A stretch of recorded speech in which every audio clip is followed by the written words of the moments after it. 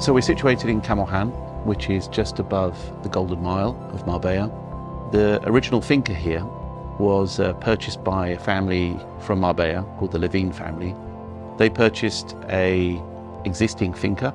They renamed the finca Cascada de Camoján, and they converted that into a country estate. So they divided the finca into 120 plots roughly. I would say that of those, probably 100 already built.